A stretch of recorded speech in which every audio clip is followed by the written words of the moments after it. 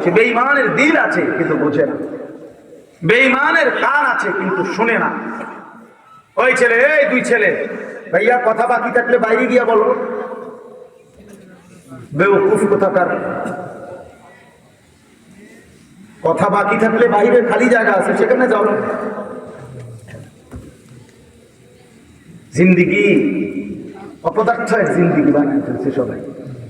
জীবন মানেই হলো আমার খাম খেয়াল, আমার যেটা ভালো, মন চাইলে বুট খাইলাম, মন চাইলে বাদাম খাইলাম, মন চাইলে ঠ্যাং সরাইয়া বইলাম, মন চাইলে মাথা আলু দিয়া বইলাম, মন চাইলে হাসলাম, মন চাইলে কাঁদলাম, মন চাইলে দাঁড়াইয়া পেশাব করলাম, মন চাইলে বসে পেশাব করলাম।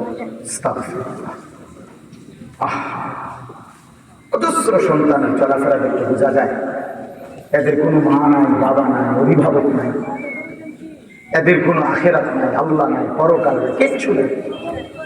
নফসের গোলাম, মনের চাহিদার গোলাম। তার খোদা তার মনের চাহিদা, তার মনে যা চায় তাই করে।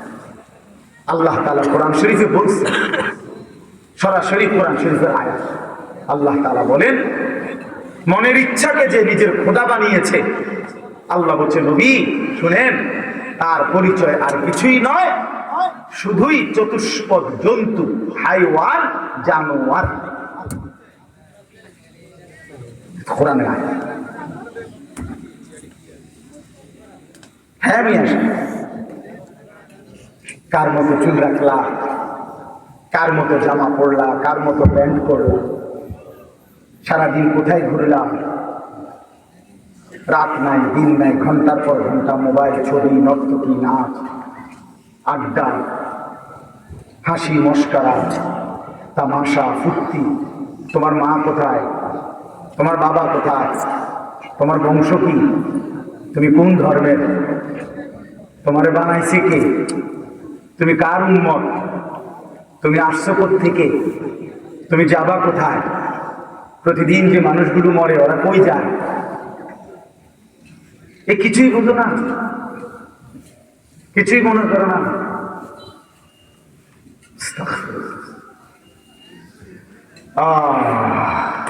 চলো ভাই, এই জন্য বললাম বাবা, এটা জরুরি বিষয়। আমি ওই মাওলানা ইয়াহিয়ার কথা থেকে বলতেছিলাম, আল্লাহ তাআলা 24 ঘন্টা নজর রাখে। আল্লাহ তাআলা বলে বান্দা আমি দেখি আমার চোখের সামনে তুমি কেমনে নাফরমানি করো, কেমনে নাফরমানি। এতবার নিষেধ করলাম, একবারও আমার কথা শুনলাম না, এতবার আদেশ করলাম, একবারও শুনলাম না। কোরআন শরীফে আছে, আল্লাহ বলছেন ফাবিআইয়ি হাদিসিন বা'দাহু ইউমিনুন। আল্লাহ তাআলা বলেন বান্দা কোরআনের চাইতে দামি আর কোন কথা বললে তুমি ঈমান আনতা। ওফ, এর চাইতে দামি কি বললে তুমি বিশ্বাস করবে। আল্লাহ তাআলা বলছে দুনিয়াবাসী, আমার সবচেয়ে কলিজার টুকরা বন্ধু, আমার সবচেয়ে প্রিয় রাসূল, আখিরি নবী, আমার বন্ধু, আমার হাবিব রাসূল আকরাম সাল্লাল্লাহু আলাইহি ওয়াসাল্লাম, তাকে দিলাম তোমার জন্য। আমার সর্বশ্রেষ্ঠ কিতাব কোরআন দিলাম তোমার জন্য। এরপরেও তুমি পাত্তা দিলা না, এত বড় রাসূলকেও পাত্তা দিলা না, এত বড় কিতাবকেও পাত্তা দিলা না। এরপরে আর কি দিলে ঈমান আনবে?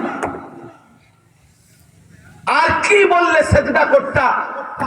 আমার মতো মালিক আর কতবার বললে তুমি সেজদা দিলা? আমার রাসূল কতবার কাঁদলে আর কতদিন কাঁদলে? 23টা বছর তো কাঁদছেন বন্ধু আমার। সেই বন্ধু আর কত কাঁদলে তুমি নামাজ পড়তা? আম্মা জান আয়েশা রাদিয়াল্লাহু তাআলা আনহা বলেন, নবীজির স্ত্রী বলেন, আমি একদিন দেখছি এশার নামাজের কিছুক্ষণ পরে নবীজি হুজরার মধ্যে আমার কামরায়, আমার স্বামী, আমার নবী, আমার রাসূল সাল্লাল্লাহু আলাইহি সাল্লাম তিনি দাঁড়াইছেন। দাঁড়িয়ে আল্লাহ তাআলার কাছে নামাজের নিয়ত বাইদা উম্মতের জন্য দোয়া করতে শুরু করছেন। আম্মা জান আয়েশা বলেন, দুনিয়াবাসী আল্লাহর কসম, ফজরের আজানের পূর্ব পর্যন্ত এক দাঁড়ানোকে আমি দেখছি নবীজি সারাটা রাত কাঁদছেন আর উম্মতের জন্য দোয়া করছেন। সারা রাত ইন তুআযিবহুম ফাইন্নাহুম ইবাদুক ওয়া ইন তাগফির লাহুম ফাইন্নাকা আনতাল আজিজুল হাকীম। এই দোয়াটা আল্লাহ আমার উম্মত আপনার বান্দা, আপনি বানাইছেন, যারে আপনি বানাইছেন তারে আপনি চাইলেই শাস্তি দিতে পারেন, এটা তো আমি জানি। আপনি শাস্তি দিলে আপনারে বাধা দিবে কি? কারণ আপনার গোলাম, আপনার বান্দা, আপনি বানিয়েছেন, আপনি মনিব, আপনি মালিক। কিন্তু ওয়া ইন তাগফির লাহুম, নবীজি বলেন আল্লাহ কিন্তু এই বন্ধুর দিকে তাকাইয়া, আপনি তো আমার খুব ভালোবাসেন, আমার দিকে তাকাইয়া যদি আমার উম্মতের মাফ করে দেন তাইলে আপনার বাধা দেবে কি?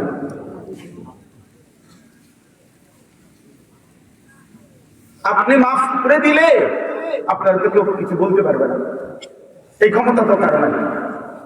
আপনি তো চাইলে মাফই করে দিতে পারেন, তো দেন না মাফ করে। এইভাবে কাঁদছে নিয়ে আসা, এইভাবে কাঁদছে।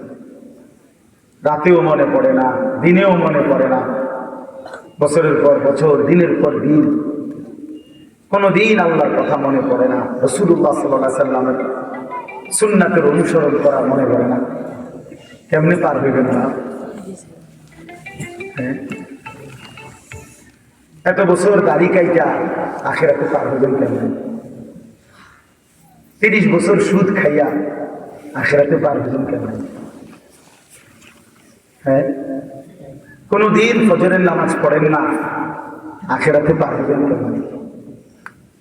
আপনার বিবি কোনদিনও পর্দা করে না, এই বোন পার হবে কেমনে? 30 বছর ধরে প্রতিদিন আপনার ঘরে রঙিন টেলিভিশন চলে, আপনার বিবি বাচ্চারা নাচ গান নর্তকীর ছবি নাটক সিনেমা দেখে, মুক্তি পাইবেন কেমনে বাবা? বলেন, সবাই বলেন, ফিকির করেন, ভেবে দেখেন। কি বুঝাই দিবেন আল্লাহকে? কি বুঝাই দিবেন রাসূলুল্লাহ সাল্লাল্লাহু আলাইহি সাল্লাম? নবীজি কিছুই জিজ্ঞেস করবে না? কি মনে করেন আপনারা এমনি সবাই সুপারিশ করবে মানে কি কিছুই জিজ্ঞাসা না? কোন কাগজপত্র কিছুই দেখবে না নাকি? কথা বলে তাই রাসূলুল্লাহ সাল্লাল্লাহু আলাইহি সাল্লাম সুপারিশ করবে মানে কি? মানে কোনো কথা নাই, শুধু আপনি গিয়ে দাঁড়াইবেন আর আমরা ব্যস্ত বুঝে গেল নাকি? তো তাইলে হিসাব করলো কেন? ডান কাদের বাম কাদের ফেরেশতা লিখলো কেন? আমল নামা তৈরি হইলো কেন? মিজানের পাল্লায় ওজন হবে কেন? হাসরের ময়দান, বিচারের ময়দান বলা হলো কেন? বুঝেন নাই কথা? তো এজন্য এটা অনুভব করা উচিত। রাসূলুল্লাহ সাল্লাল্লাহু আলাইহি সাল্লাম সরাসরি তাফসীরে আছে, আমরা পড়ছি বাবা। আল্লাহ তাআলা যেদিন নবীকে বলছেন, বন্ধু আপনার সামনে আমি আপনার উম্মতের আমলনামা খুলব, এই কথা নবী যখন শুনছেন, আল্লাহ নবী সাল্লাল্লাহু আলাইহি ওয়াসাল্লাম অঝরে কাঁদছেন। কেন কাঁদছেন? মুহাদ্দিসিনে কেরাম বলে, নবীজি চিন্তা করতে ভাবতেছিলেন, হায় আমার উম্মতের আমলনামা যদি আমার সামনে খুলে আর আমি যদি দেখি পৃষ্ঠার পর পৃষ্ঠা গুনাহ নাফরমানি, আমি সেই চেহারা আমার মালিকের সামনে কেমনে দেখাবো? আমি কেমনে বলবো সর্বশ্রেষ্ঠ নবীর উম্মত এমন নাফরমান কেমনে হবে? বুঝেন নাই? এই জন্য বিষয়টারে এত তামসা মনে করেন। রাসূলুল্লাহ সাল্লাল্লাহু আলাইহি সাল্লামের ভালোবাসা আপনার জায়গা থেকে আপনি বুঝে নিলেন।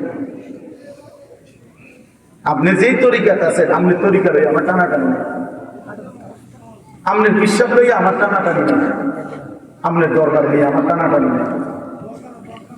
আপনার যেমনি হোক, আমি আপনি সবাই মিলে চলেন, ফিকির করি কেমনে আখিরাতের মুক্তি নেই। জান্নাতের অনেক দরজা, জান্নাতের দরজা একটা না, অনেক দরজা। যে কোনো এক দরজা দিয়ে ঢুকতেই, এই এখন শুনামু আপনারা এখানে পড়ছি, ওয়ানাযা'না মা ফি সুদুরিহিম মিন গিল, আল্লাহ বলেন আমার যতগুলো বান্দাকে আমি জান্নাত দেব, ঢুকবার আগেই আমি তাদের কলিজা থেকে চিরদিনের জন্য হিংসা, বিদ্বেষ, রাগ, ক্ষোভ, ক্রোধ সরাই দেব। ইখওয়ানান, সবাই ভাই ভাই বানায় দেব। আলা সুরুরিন মুতাকাবিলিন, সমস্ত জান্নাতি পরস্পর পরস্পরের মুখোমুখি হয়ে আনন্দ আর ফুর্তিতে মজে যাবে।